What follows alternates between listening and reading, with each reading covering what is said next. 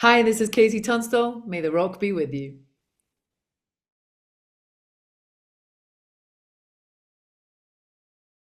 KT Tunstall, welcome to May the Rock Be With You, and thank you so much for your time. My pleasure. Excellent. I'm looking forward to talking to you. I've been a fan for a little while, so this is going to be good. Oh, thank you so much. I really appreciate No that. worries. Now, of course, we are here because you're headed back to Australia for the first time in a long time with Train Yeah, and Jason Wade, finally. which is amazing. Yeah. Yeah. Give us an idea on what a KT Tunstall set looks like in 2025. It's really funny thinking about what it looks like in 2025 instead of 2005. Um, it's really weird because it's sort of like a full circle where, I started off playing solo, and that was sort of what I made my name by using the loop pedal. Mm. And I'm back to, doing a lot of solo gigs, and that's how I'll be performing when I'm in Australia. But it's kind of upgraded. Nice. I've basically learned a bunch of new tech. I have like a sampler. I have, obviously a ton more songs than I had last time I was over. Um, and it's a more streamlined, and I would say slightly more impressive setup than I used to have. Excellent. Looking forward to this. It's going to be good. So you Yeah. just bring the loops and you're doing yourself just at the front of Oh the stage. yeah, for sure. Yeah. And so I use acoustic guitar, electric guitar. One of my favorite things with my setup solo is that I put my acoustic guitar through an amp as well. So I can get all these different sounds out of my guitar. It's really exciting for me to try and like get a lot of variation in the sounds Hmm. when I'm playing solo. So some of the songs I'll do the beat on the guitar, and some of the songs I have a sampler, which I don't run any loops that are pre-recorded. I'm still recording in live, but I'm using like electronic drum sounds. Excellent. Looking forward to that. Now, Yeah. we obviously get to see you up on stage, but from your perspective, what's your favorite thing to see looking at the crowd? Oh, that's such a good question. I've never been asked that question. Something that I started doing probably, I don't know, a few years ago was I realized, I think it was because I was opening for bigger artists like Train. And so you find yourself in arenas, and I don't play arenas if I'm headlining. I play kind of theaters and things like that. Hmm. And you're quite a long way away from the front row sometimes in these bigger venues. And something I realized was super cool to do was to actually make eye contact Hmm. with individual people while you're playing your show, instead of kind of just looking out into the distance. You like genuinely have a moment with a bunch of people that you can Nice. see. And I love that. You just have these really cool kind of held moments with people who've come to the show, and you can kind of see that they're remembering whatever experience they were having when they got into the song that they're enjoying. You usually pick out people who are singing along. Yeah. If they've learned the words, they deserve it. Not the ones that are like staring blankly at Yeah, you. if you're drinking beer and talking to your friend, you're not getting eye contact. I mean, I don't think there's any choice in that. You're not That's looking at brilliant. them. So, I love that. Now, it's been a little while since you've been here. As we said, it's been 10 years, in fact. You've been here a couple yeah. of times. Do you have a great memory, though, of a previous trip down here? Oh my God. Going to the botanical gardens, chilling out, having a drink, lying back, and then just monster back bat attack. Oh, It was yeah. just like these, I mean, the flying foxes just blew my mind. I love them. Yeah. I love, I love bats anyway. Not too close up, obviously. No skin puncturing would be awesome. Good. Um, but I'm a nature freak, so Australia is just utterly mind blowing to anybody, and also completely terrifying. Geez, you need to come here and go to you need to go to Uluru. You need to go to the center of the country and see all that stuff. Yeah, it's something I would love to do one day, is actually see a larger part of the continent, because it really is stunning. Excellent. But I also did the Harbour Bridge walk. That was awesome. Oh, I nice. The went bridge up climb. on the I went up on, you get strapped in and everything, and that was very fun. Excellent. Now, last year saw the 20th anniversary of Eye to the Telescope. So, when you look back at that time, what's your fondest memory of releasing that and basically your life changing? I mean, I think you already said it. Yeah, my life changed. Life changing was just right. And I mean, the thing is that when I look back on it, I really, really enjoyed. Oh, I got my deal. I got my record deal when I was 29, so I was Mm, quite old. But I really enjoyed my 20s, even though it was a massive struggle and it was kind of requiring a lot of self-belief and kind of ignoring a lot of people who were telling me it wasn't going to work. Um, it was also like a very exciting time mm. because you're in the pursuit of something and you're shunning a conventional life with kind of quite real consequences. Like if it didn't work out, I was just going to not have a job and Mm. not have any money. And, you know, all my friends were taking vacations and buying houses. And uh, it was definitely, I was kind of walking the wire towards the end of my 20s in terms of getting that deal. But I think my favorite memory was probably winning the Brit Awards, Mm. which it was the best female of that year, and it was 20 years ago, so it was a slightly different landscape of music at that time. So I was in my the best female category, and I was in there with PJ Harvey and Kate Bush, Okay. and Prince performed. Wow. So Okay. it was just ridiculous, you know?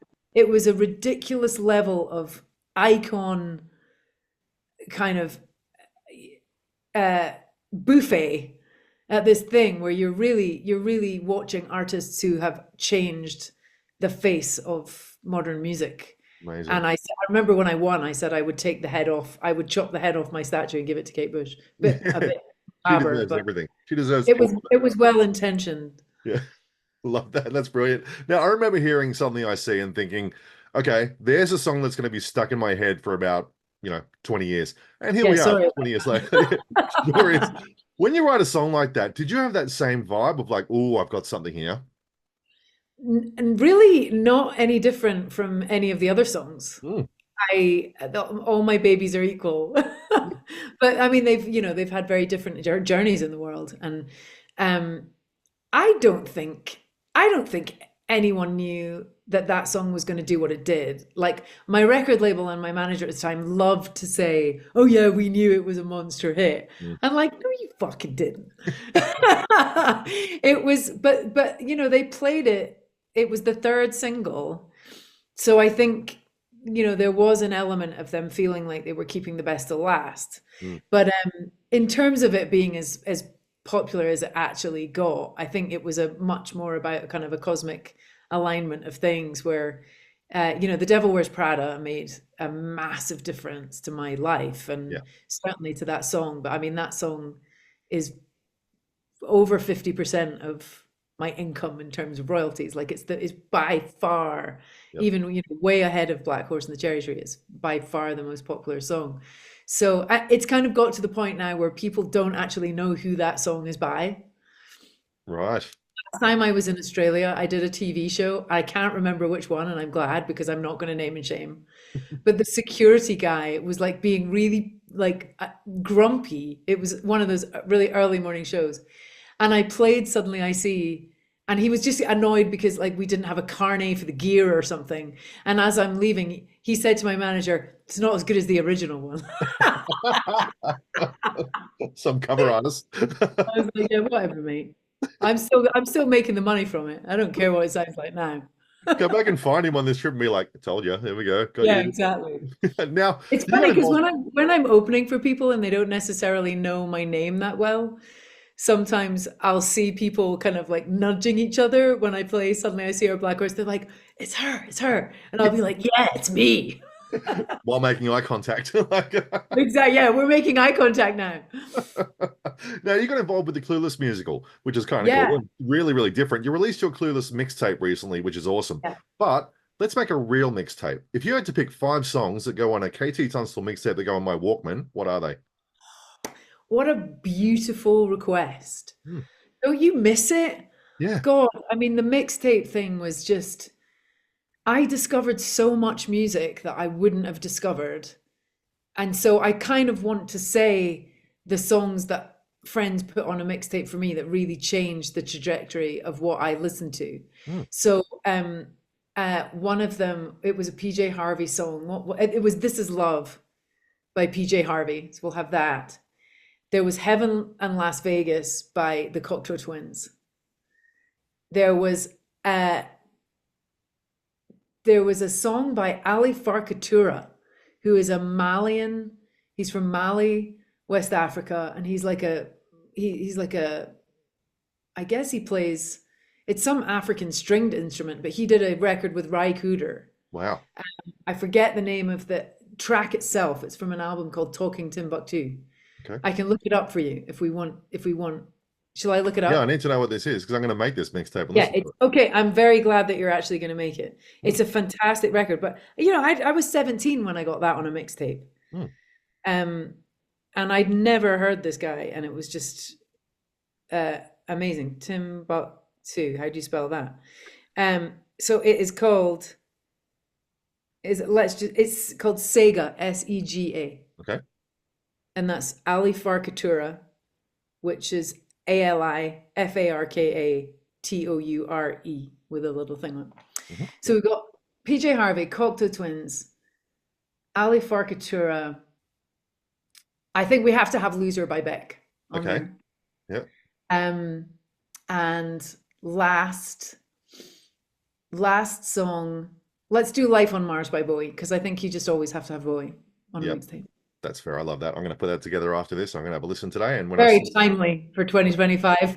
Yeah, very good. Now, off the back of that, though, as a songwriter and a fan of music, obviously, and its creation, is there one song in the world that you wish you could hear again for the first time? That's a great question. I'm going to go for Kashmir by Led Zeppelin. Okay. Blew my mind when I heard that for the first time. Yeah. And it just, I think just the power of a rock band being really properly set free in a studio where they can really utilize whatever instrument, there's no bounds. It was like a time when they could pay for an orchestra and they could, they could double track the guitar 17 times. Yeah. So yeah, I would say that. Brilliant song. Now, I have to ask about working with the legendary Suzi Quatro because when you work with a legend, God, of course, because she's huge over there. Yeah, like when you work with a legend like that, what if anything did she show you or discuss with you words of wisdom that you took on board and now use moving forward? Yeah, Suzi, it was amazing working with Suzi because we actually talked to each other more than we wrote lyrics.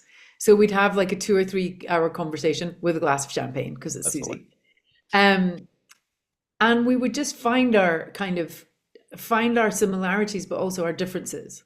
And one of the things that Suzi said to me that really stuck with me that I found really interesting was I'm quite avoidant when it comes to conflict. I don't really love an argument. And Suzi will just tackle things head on. She's very direct.